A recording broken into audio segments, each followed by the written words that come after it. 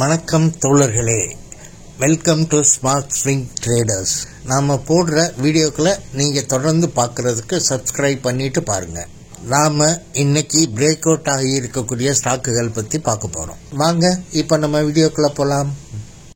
இப்போ நம்ம பார்க்க போகிறது கொச்சின் ஷிப்யார்ட். இவங்க ஷிப் பில்டர்ஸ். இந்த ஸ்டாக் ஜூலை மாதத்துலேருந்து நவம்பர் மாதம் வரைக்கும் டவுன் ட்ரெண்ட்லேயே வந்துட்டு இருந்த அந்த டவுன் ட்ரெண்டில் வந்த அந்த ஸ்டாக் பவுன்ஸ் பேக்கு 1250 ஆயிருக்கு.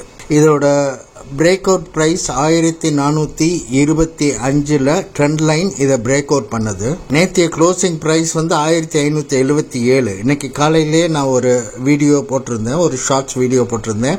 அதில் உங்களுக்கு பை பண்ண சொல்லியிருந்தேன். 1577 ஒரு சின்ன ரெசிஸ்டன்ஸ் இருக்குது, அதில் கொஞ்சம் கவனமாக பார்த்துக்குங்க. ஸோ அங்கே இருந்து நம்ம பர்ச்சேஸ் பண்ணால் கூட டார்கெட்டோட ப்ரைஸ் 1735, கிட்டத்தட்ட 10% டார்கெட் நமக்கு ஈஸியாக ரீச் பண்ணிடலாம். அதுக்கப்புறம் ட்ரைலிங் ஸ்டாப் லாஸ் வச்சுக்கணும். அதுக்கு அடுத்து பார்த்தீங்கன்னா ஒரு ரெசிஸ்டன்ஸ் 1925 இருக்குது. அது கிட்டத்தட்ட 20%, அதாவது நம்ம பையிங் ப்ரைஸ்லேருந்து 20%. அதையும் பிரேக் பண்ணி மேலே போயிடுச்சு அப்படின்னா நம்மளோட அதுக்கடுத்த டார்கெட்டு 2400. அது கிட்டத்தட்ட 52% தொட்டுரும்.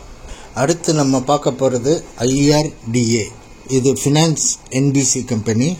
இது ஜூலை மாதத்துலேருந்து இப்போ நவம்பர் வரைக்கும் டவுன் ட்ரெண்ட்லேயே வந்துட்டு பவுன்ஸ் பேக் 181 ஆகி பிரேக் அவுட் 202 அப்படிங்கிற ப்ரைஸில் பிரேக் அவுட் ஆகிருக்கு.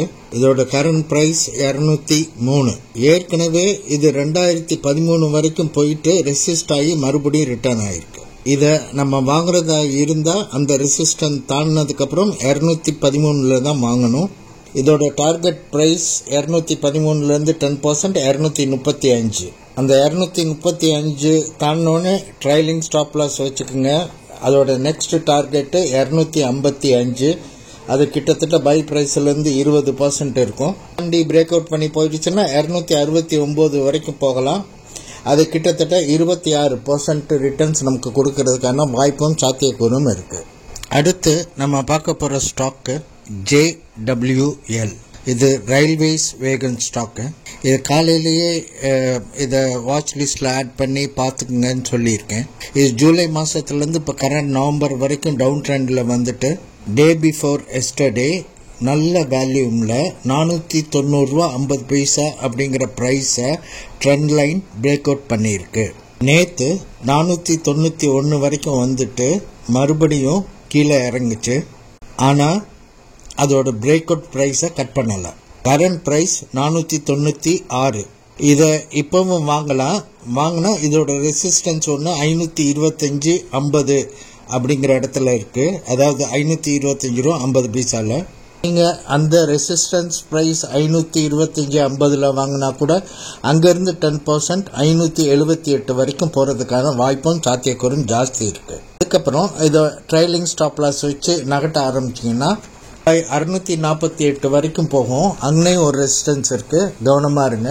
அது டார்கெட் 2. 648 பிரேக் அவுட் பண்ணிருச்சுன்னா அது 700 வரைக்கும் போகிறதுக்கான சாத்தியக்கூறும் வாய்ப்பும் ஜாஸ்தி இருக்குது. அது டார்கெட் 3. அது கிட்டத்தட்ட 42% ப்ராஃபிட்டை நமக்கு பை ப்ரைஸிலிருந்து கொடுக்கும். இது வரைக்கும் நான் உங்களுக்கு கொடுத்துருந்த எல்லா தகவலுமே கல்வி நோக்கத்துக்காக மட்டுமே. நான் செபி ரெஜிஸ்டர் அட்வைசர் இல்லை. எந்த ஒரு ஸ்டாக்கையும் தேர்ந்தெடுக்கிறதுக்கு முன்னாடி நீங்களும் ஆராய்ந்து தேர்ந்தெடுத்து முடிவு செய்கிறது தான் நல்லது. சரியா? இந்த வீடியோ உங்களுக்கு பிடிச்சிருந்துச்சுன்னா கட்டாயமாக லைக் பண்ணுங்கள், கமெண்ட் பண்ணுங்கள். அப்போ தான் எனக்கு இது சம்மந்தமான தகவல் கிடைக்கும், உங்களோட வியூஸும் தெரியும். அண்ட் மறக்காமல் உங்கள் ஃப்ரெண்ட்ஸுக்கு ஷேர் பண்ணுங்கள். சப்ஸ்கிரைப் பண்ண மறந்துடாதீங்க. Thank you very much friends. Bye. See you.